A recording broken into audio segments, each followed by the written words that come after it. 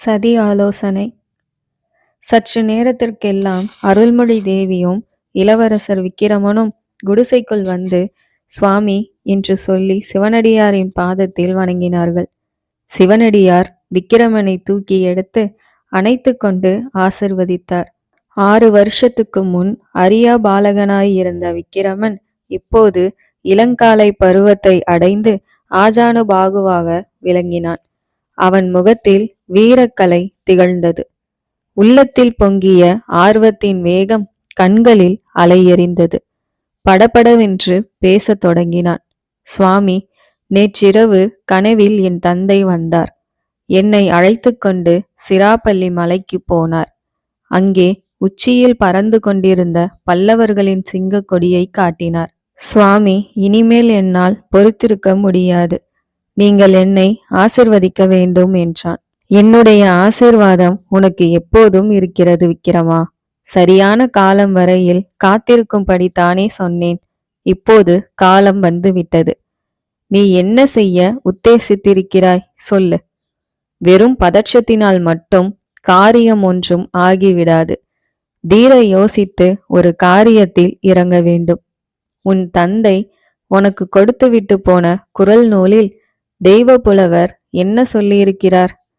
எண்ணி துணிக கருமம், துணிந்த பின் எண்ணுவம் என்பது இழுக்கு. இதை நீ எப்போதும் ஞாபகம் வைத்து கொள்ள வேண்டும்.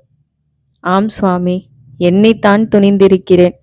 வரப்போகும் புரட்டாசி பௌர்ணமியன்று சிராப்பள்ளி மலை மீது பறக்கும் பல்லவர் கொடியை எடுத்தெறிந்துவிட்டு அங்கே புலிகொடியை பறக்கவிடப் போகிறேன். யார் என்ன சொன்ன போதிலும் இந்த தீர்மானத்தை நான் மாற்றிக்கொள்ளப் போவதில்லை. மிக்க சந்தோஷம் விக்கிரமா. உன் தீர்மானத்தை மாற்றிக்கொள்ளும்படி நானும் சொல்ல போவதில்லை. இந்த நாள் எப்போது வரப்போகிறதென்றுதான் நான் காத்து கொண்டிருந்தேன். ஆனால் உன் தீர்மானத்தை காரியத்தில் நிறைவேற்ற என்ன ஏற்பாடு செய்திருக்கிறாய்? அதை தெரிந்து கொள்ள மட்டும் விரும்புகிறேன். புலிகொடியை பறக்க விட்டு விட்டால் போதுமா? அதை காத்து நிற்க படைகள் வேண்டாமா? பல்லவ தளபதி அச்சுதவர்மன் சும்மா பார்த்து கொண்டிருப்பானா? சுவாமி, அந்த கவலை தங்களுக்கு வேண்டவே வேண்டாம். சோழ நாட்டு மக்கள் எல்லோரும் சித்தமாய் இருக்கிறார்கள். பொன்னனை கேளுங்கள் சொல்லுவான். புரட்டாசி பௌர்ணமியில் வீரர்கள் பலர் உறையூரில் வந்து கூடுவார்கள். புலிகொடி உயர்ந்ததும் அவர்கள் என்னுடைய படையில் பகிரங்கமாய் சேர்ந்து விடுவார்கள். உறையூரில் உள்ள பல்லவ சைன்யத்தை சின்னா பின்னம் செய்து அச்சுதவர்மனையும் சிறைப்படுத்தி விடுவோம். இந்த அபாயகரமான முயற்சியில் உனக்கு யார் ஒத்தாசை செய்கிறார்கள்? யார் உனக்காக படை திரட்டுகிறார்கள்? நீயோ வசந்த மாளிகையை விட்டு வெளியே போனது கிடையாதே.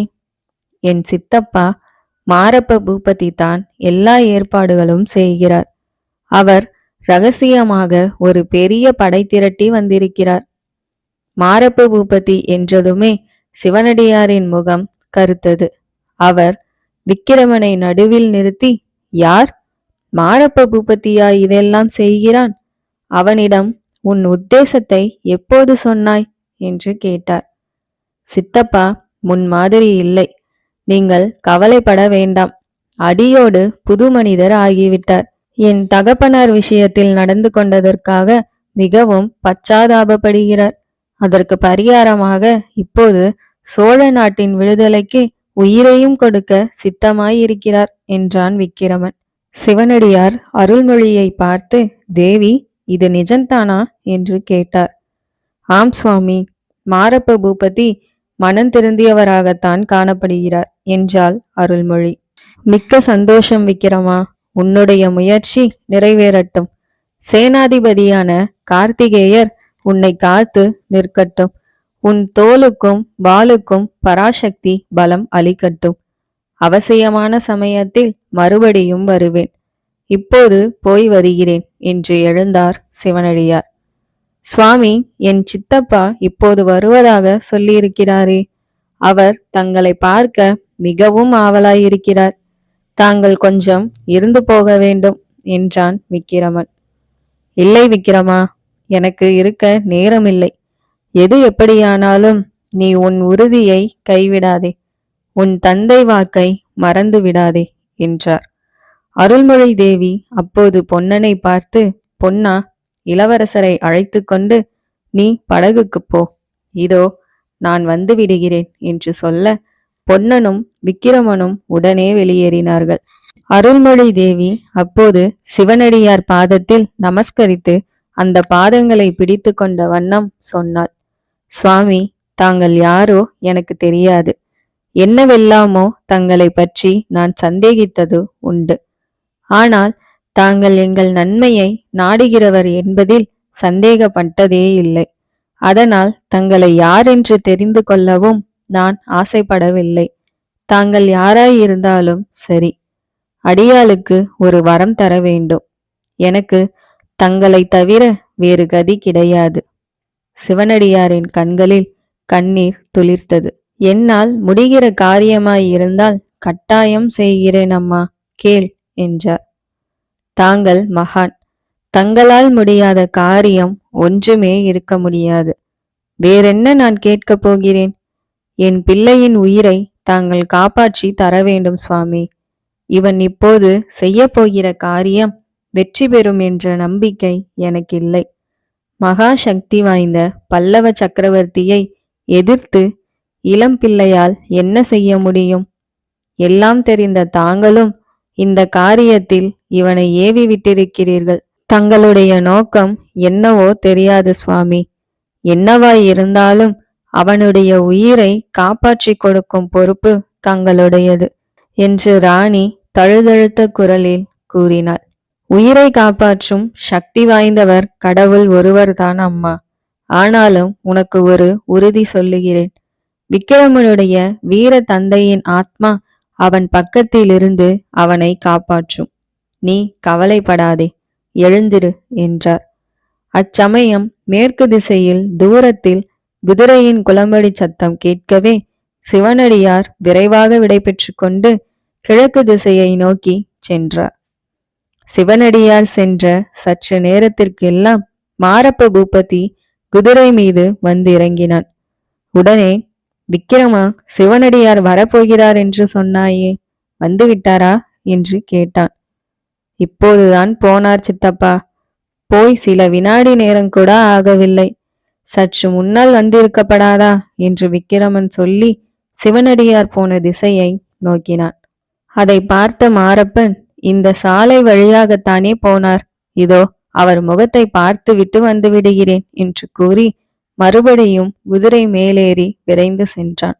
ஆனால் அவன் அந்த நதிக்கரை சாலையோடு வெகு தூரம் குதிரையை விரட்டி கொண்டு போயும் சிவனடியார் தென்படவில்லை.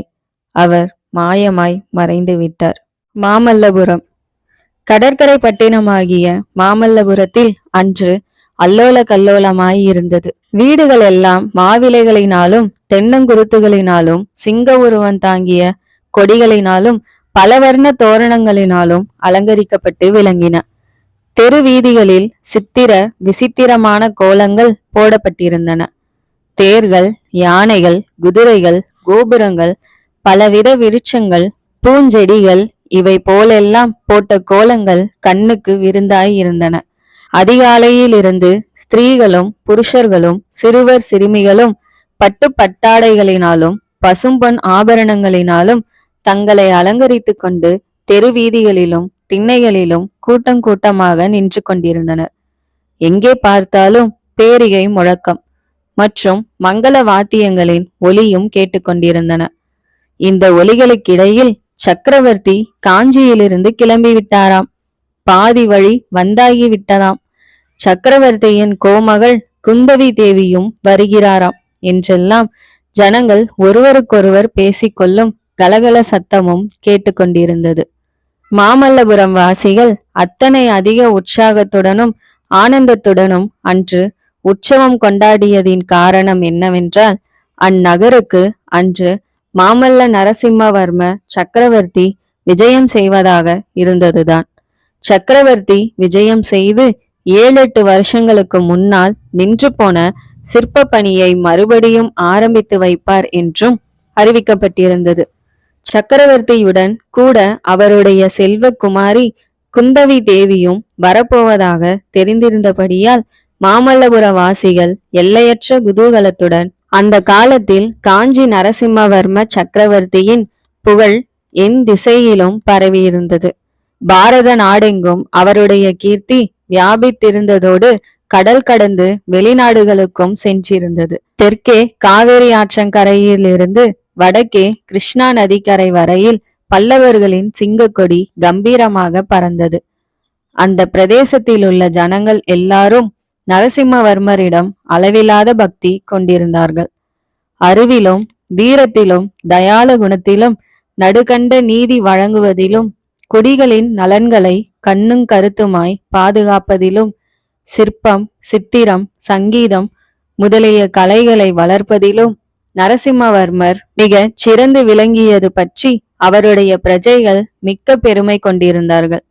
வடக்கே நர்மதை நதி வரையில் படையெடுத்து சென்று பொல்லாத புலிகேசியை போரில் கொன்று வாதாபி நகரையும் தீக்கிரையாக்கிவிட்டு வந்ததன் பின்னர் மாமல்ல சக்கரவர்த்தியை பற்றி அவருடைய குடிகள் கொண்டிருந்த பெருமை பன்மடங்கு பெருகியிருந்தன. தட்சிண தேசத்தில் நரசிம்மவர்மரை போல் ஒரு சக்கரவர்த்தி இதுவரையில் தோன்றியதும் இல்லை, இனிமேல் தோன்ற போவதும் இல்லை என்று அந்த காலத்தில் பல்லவ சாம்ராஜ்யத்தில் வாழ்ந்த ஜனங்கள் நம்பினார்கள். 300 வருஷத்துக்கு பிறகு தஞ்சையில் ராஜராஜன், ராஜேந்திர சோழன் என்னும் மகா சக்கரவர்த்திகள் தோன்றப் போகிறார்கள் என்பதை அந்த காலத்து மக்கள் அறிந்திருக்க முடியாதல்லவா? இவ்விதம் பல்லவ சாம்ராஜ்யத்தின் பிரஜைகள் எல்லாருமே நரசிம்மவர்ம சக்கரவர்த்தியிடம் பக்தி விசுவாசம் கொண்டிருந்தவர்களாயினும் மாமல்லபுரம் வாசிகளுக்கு சக்கரவர்த்தியிடம் ஒரு தனித்த உறவு ஏற்பட்டிருந்தது. அந்த பட்டினத்துக்கு பெயரும் புகழும் அளித்தவர் அவரே அல்லவா? மகேந்திரவர்ம சக்கரவர்த்தியின் காலத்தில் நரசிம்மவர்மர் இளம் பருவத்தினராய் இருந்தபோது ஒரு தடவை மல்யுத்தத்தில் பிரசித்தி பெற்ற மல்லர்களை எல்லாம் தோற்கடித்து வெற்றி பெற்றார். அப்போது அவருக்கு மகாமல்லன் என்ற பட்டம் அவருடைய தந்தை மகேந்திரவர்மரால் அளிக்கப்பட்டது. சில காலத்திற்கு பிறகு இந்த பட்ட பெயரை வைத்தே அந்த கடற்கரை பட்டினத்துக்கு பெயர் வழங்கலாயிற்று. அப்பா, இந்த பட்டினத்துக்கு உங்கள் பட்ட பெயரை எதற்காக வைத்தார்கள் என்று கோமகள் குந்தவி தேவி தந்தை நரசிம்மவர்மரை பார்த்து கேட்டாள்.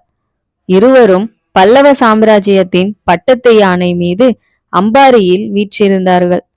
அந்த பட்டத்து யானைக்கு முன்னாலும் பின்னாலும் வேலும் வாளும் தாங்கிய போர் வீரர்கள் அணிவகுத்து சென்றார்கள். இன்னும் பலவகைப்பட்ட விருதுகளும் சென்றன. எல்லாருக்கும் முன்னால் பெரிய ரிஷபங்கள் முதுகில் முரசுகளை சுமந்து கொண்டு சென்றன. சற்று நேரத்திற்கு ஒரு தடவை அந்த முரசுகள் அடிக்கப்பட்ட போது உண்டான சத்தம் அலைமோதிக்கொண்டு நாலாபுரமும் பரவியது. அம்பாரியின் மீது வீற்றிருந்த நரசிம்மவர்ம சக்கரவர்த்தியையும் அவர் அருமை புதல்வியையும் ஏக காலத்தில் பார்த்தவர்கள் உதய சூரியனையும் பூரண சந்திரனையும் அருகருகே பார்த்தவர்களைப் போல் திணறி திண்டாடி போவார்கள். இருவருடைய திருமுகத்திலும் அத்தகைய திவ்ய தேஜஸ் ஜொலித்துக் கொண்டிருந்தது. அவர்கள் அணிந்திருந்த கிரீடங்களிலும் மற்ற ஆபரணங்களிலும் பதித்த நவரத்தினங்களின் காந்தி பார்ப்பவர்களின் கண்களை கூச செய்தன. பல்லவ சக்கரவர்த்தி ஆஜானுபாகுவாய் கம்பீரமான தோற்றமுடையவராய் இருந்தார். வலிமையும் திறமையும் கொண்ட அவருடைய திருமேனியில் மென்மையும் சௌந்தரியமும் கலந்து உறவாடின. ராஜகலை ததும்பிய அவருடைய முகத்தில் காணப்பட்ட காயங்களின் வடுக்கள் அவர் எத்தனையோ கோர யுத்தங்களில் கை கலந்து போரிட்டு ஜெய பேரிகை முழக்கத்துடன் திரும்பி வந்தவர் என்பதை ஞாபகப்படுத்தி கொண்டிருந்தன. கோமகள் குந்தவி தேவியோ பெண் குலத்தின் அழகெல்லாம் திரண்டு உருக்கொண்டவள் போல் இருந்தாள். பல்லவ சாம்ராஜ்யத்தில் இருந்த மகா சிற்பிகளும் ஓவியக்காரர்களும் குந்தவி தேவியிடம் தங்கள் கலைத்திறன் தோற்றுவிட்டதென்பதை ஒப்புக்கொண்டார்கள். கோமகளின் கருவிழிகளில் தான் என்ன மாயசக்தி இருக்கிறதோ தெரியவில்லை. தேவி தமது அஞ்சனம் தீட்டிய கண்களை அகல விரித்து எங்களை பார்த்த உடனேயே நாங்கள் உணர்விழந்து மெய்மறந்து போய்விடுகிறோம். அப்புறம் சிற்பம் அமைப்பதெங்கே, சித்திரம் வரைவதெங்கே என்றார்கள். எங்களையெல்லாம் கர்வபங்கம் செய்வதற்கென்றே பிரம்மன் குந்தவி தேவியை படைத்திருக்க வேண்டும் என்று அவர்கள் சொன்னார்கள். அப்பா, இந்த நகருக்கு தங்கள் பட்ட பெயரை எதற்காக வைத்தார்கள்? சொல்லுகிறேன் சொல்லுகிறேன் என்று ஏமாற்றிக் கொண்டு வருகிறீர்களே, இன்றைக்கு கட்டாயம் சொல்லியாக வேண்டும் என்று மறுபடியும் கேட்டாள் குந்தவி. அப்படியானால் இப்போது இந்த யானை மேலிருந்து நாம் இறங்கியாக வேண்டும் என்றார் சக்கரவர்த்தி. இப்படியே நான் தரையில் குதித்து விடட்டுமா என்றாள் குந்தவி. நீ சாதாரண மனுஷியாக இருந்தால் குதிக்கலாம் அம்மா, குதித்து காலையும் உடைத்து கொள்ளலாம். சக்கரவர்த்தியின் மகளாய் இருப்பதால் அப்படியெல்லாம் செய்யக்கூடாது என்றார் சக்கரவர்த்தி. எதற்காக அப்பா அப்படி? சக்கரவர்த்தியின் மகளாய் இருப்பதால் யானை மேலிருந்து குதித்து காலை ஒடித்து கொள்ள கூடவா பாத்தியதை இல்லை என்று சிரித்து கொண்டே குந்தவி கேட்டாள். ஆமாம் ஆமாம், அப்படி நீ இருந்தால் காஞ்சி சக்கரவர்த்தியின் மகள் குந்தவி யானை மேலிருந்து குதித்தாளாம் என்ற செய்தி உலகமெல்லாம் பரவிவிடும். அப்புறம் அங்க வங்க கலிங்கம் முதலான 56 தேசத்து ராஜகுமாரர்களில் யாரும் உன்னை கல்யாணம் செய்து கொள்ள முன்வரமாட்டார்கள். அப்புறம் உன் கல்யாணத்துக்கு சீதை விஷயத்தில் ஜனகர் செய்தது போல் நானும் ஏதாவது தந்திரம் செய்தாக வேண்டும். ஜனகர் தந்திரம் செய்தாரா? என்ன தந்திரம் அப்பா என்று குந்தவி கேட்டாள். அது தெரியாதா உனக்கு? சீதை சிறு பெண்ணாயிருந்த போது ஒரு நாள் வில்லை தெரியாதனமாய் தூக்கி நிறுத்திவிட்டாள். இதற்காக அவளை 56 தேசத்து ராஜகுமாரர்களும் கல்யாணம் செய்து கொள்ள மறுத்துவிட்டார்கள். கடைசியில் சீதையின் தகப்பனார் என்ன செய்தார் தெரியுமா? விஸ்வாமித்திர ரிஷியை அனுப்பி ராமன் என்ற அசட்டு ராஜகுமாரனை தந்திரமாய் அழைத்து வர பண்ணினார். ஒரு பெரிய வில்லை நடுவில் முறிந்தது தெரியாதபடி தந்திரமாய் பெட்டிக்குள் வைத்திருந்தார். ராமன் அந்த வில்லை விளையாட்டாக எடுத்ததும் வில் முறிந்து 2 துண்டாக விழுந்துவிட்டது. உடனே ஜனகர், ஐயையோ, எங்கள் குல சம்பத்தாகிய வில்லை ஒடித்து விட்டாயே, ஒன்று ஒடிந்த வில்லை சேர்த்து கொடு, இல்லாவிட்டால் என் மகள் சீதையை கல்யாணம் பண்ணிக்கொள் என்றார். ராமன் வேறு வழியில்லாமல் சீதையை கல்யாணம் செய்து கொள்ள வேண்டியதாயிற்று. குந்தவி விழுந்து விழுந்து சிரித்து கொண்டே, அப்பா, நானும் ராமாயண கதையை கேட்டிருக்கிறேன். நீங்கள் சொல்லுவது புதிய ராமாயணமாயிருக்கிறதே என்றாள். சற்று சிரிப்பு அடங்கிய பிறகு அவள், ஆனால் உங்களுக்கு அதை பற்றி கவலை வேண்டாம் அப்பா, நான் கல்யாணமே செய்து கொள்ள போவதில்லை என்று சொன்னாள்.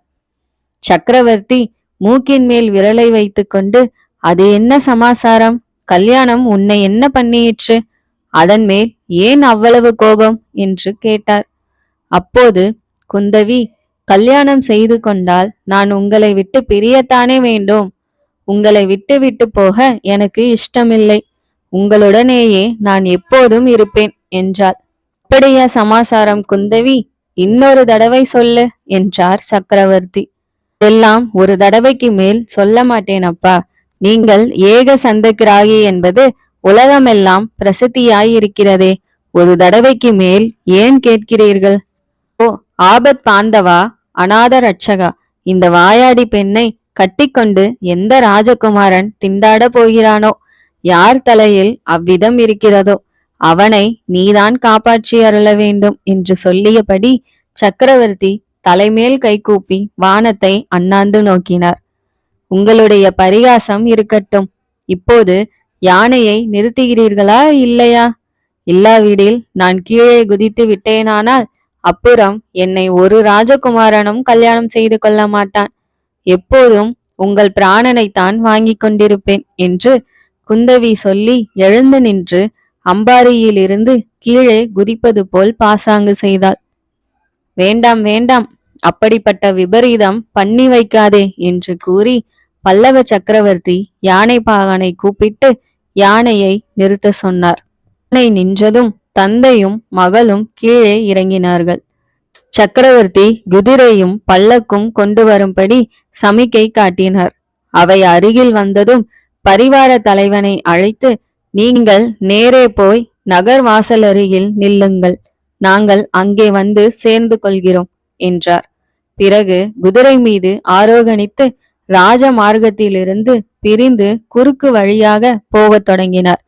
இளவரசி ஏறியிருந்த பல்லக்கும் அவரை தொடர்ந்து சென்றது. சக்கரவர்த்தி இம்மாதிரியெல்லாம் எதிர்பாராத காரியங்களை செய்வது சர்வ சகஜமாய் போயிருந்தபடியால் அவரை தொடர்ந்து வந்த பரிவாரங்கள் சிறிதும் வியப்பு அடையாமல் ராஜமார்க்கத்தோடு மேலே சென்றன.